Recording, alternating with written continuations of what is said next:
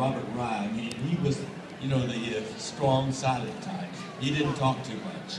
But Richard was this legendary Shakespearean actor from England, and I was a theater student and a movie fan, and just full of questions. And so in between shots, I would pepper him with questions. And the thing about Richard that was so wonderful, he loved talking about himself. And so he would regale me with tales of working with Laurence Olivier or Helen Hayes or playing Hamlet, you know. And the wonderful thing about him was, you know, he'd be telling me these stories, and the assistant would come and say, "Mr. Burton, we're ready for you on the set." And he would say, "Hang on, George, hang on." And then he would go on the set and you know, tear your heart apart or break your heart with one dramatic scene. And the director would say, "Cut," and he would come off the set and say, George, yeah, as I was telling you, sit down. And he would pick up the story where he left off and finish. He was an amazingly charismatic, articulate, charming movie star and a theater star. And this, I say, was before his Elizabethan period. And you know which Elizabeth I mean. Thank you so much. Thank you. You're next. First of all, it's an honor meeting you. Well, thank you very much. It's the first time I'm meeting you. In the novel. And that guy over there, Mike, he kind of looked familiar. That guy from Hangover. You're able to see through his beard? Yeah. You know, when I was on my way here, I saw a homeless guy that looked like him. Same guy. We didn't have that large of a budget. Oh! Follow-up question. Can you do one of your lines as Ricardo for Adventure Time?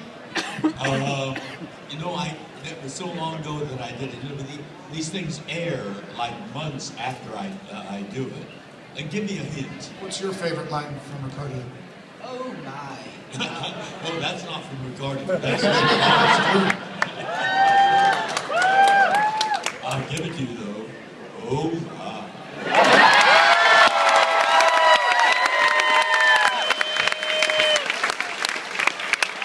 I gotta tell you, you know, I do know how it became my signature. It's a phrase that I've been using all my life, you know, from way back as a child. But I did the Howard Stern show ages ago, and so he asked this buxom woman to take her blouse off, and that's kind of unusual. So I said, "Oh my!" And the amazing thing was, she did take her blouse off. She had a bra, and Howard asked her to take the bra off. And I said, "Oh my." And the thing that was unusual about that was, she did. And when she did, I said, "Oh my, oh my." Two oh my's, and they were impressive. And so we had my oh my's on tape. And so whether I'm on the show or not, whenever someone does something outrageous, all he does is push a button and my voice comes on saying, "Oh my." And that's how he made it my signature. Yes, ma'am. I wanted to ask you something along the lines of your work with your project on Allegiance. I'm a high school teacher, and I have... Closer! Closer!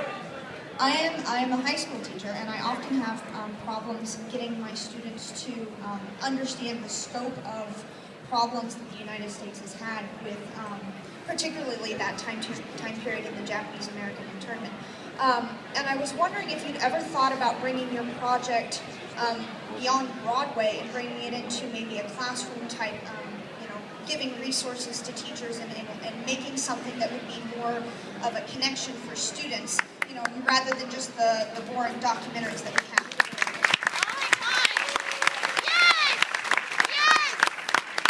Thank you very much for what you're doing, and I appreciate that very much. because it is a rather little-known period of chapter of American history, which I think is a very important period of American history that people need to know about. What we've already done, we founded a museum called the Japanese American National Museum, and we sent 5 exhibits to Little Rock, Arkansas. This was in 2004. And we worked in partnership with the University of Arkansas, and we invited school teachers from all over Little Rock to join us with the opening of the exhibit and the symposium. And then we followed that up by the next summer inviting them to come to the museum, and we developed a teaching curriculum, a teaching plan for these teachers. And so they've been incorporating that into the education program throughout the Arkansas system. So we've been working with the educational institutions throughout the country in small steps like that. Arkansas, currently we're working with Seattle and the state of Washington. We've also done one in Colorado and Denver. But with Allegiance, we dramatized it. We had the premiere of Allegiance in San Diego at the Old Globe Theater, where we broke their 77-year record for box office and attendance. And another thing I like to pop my buttons about is we won the Best Musical of 2012 from the San Diego Drama Critics. And this spring, we're going to be opening on Broadway in New York on that.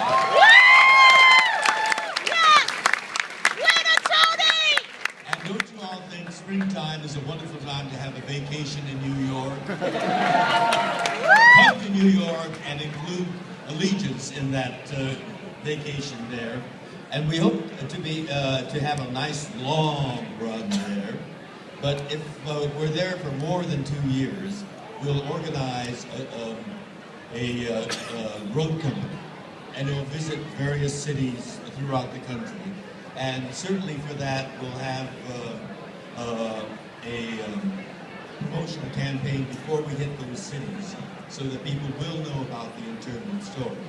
And we haven't worked with teachers on that, but I think that's a very good suggestion before we hit the city with Allegiance, to work in concert with the educational system there and work in something with the teachers there.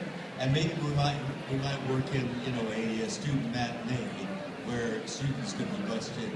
But thank you very much for what you're doing here with the internment story. It's an important American story because, yes, it was the Japanese Americans that were incarcerated, but what was egregiously violated was the Constitution of the United States. It's our American Constitution that affects all of us. And so we need to know about that chapter of American history and its relevance to our times today.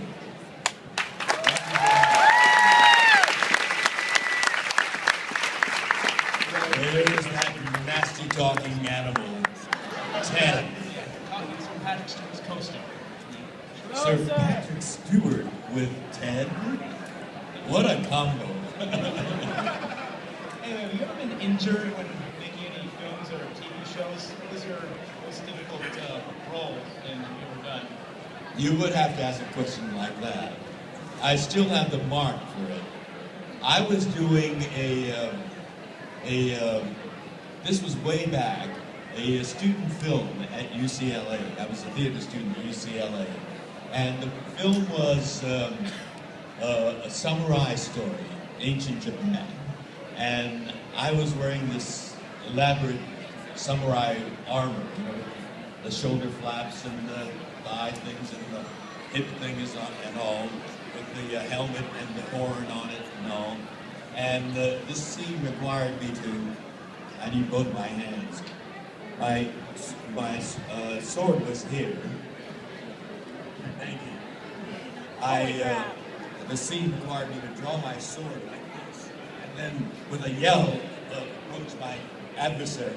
But and we rehearsed it a couple of times. And on the tape, I drew my sword, and I saw blood dripping off. And I thought, how does special effects do that? And then I looked down at my hand, and blood was gushing out of the palm of my hand. I draw the sword right across my hand. The stupid samurai. And when I saw all that blood gushing from the palm of my hand, this strong, ferocious samurai suddenly started saying, I cut myself! I cut myself! I'm bleeding! And the director said, cut, and they all came rushing in, wrapped me around, and went clanking into the infirmary with this gauze and handkerchief wrapped around my hand. I still, you can barely see it now, but there's that scar.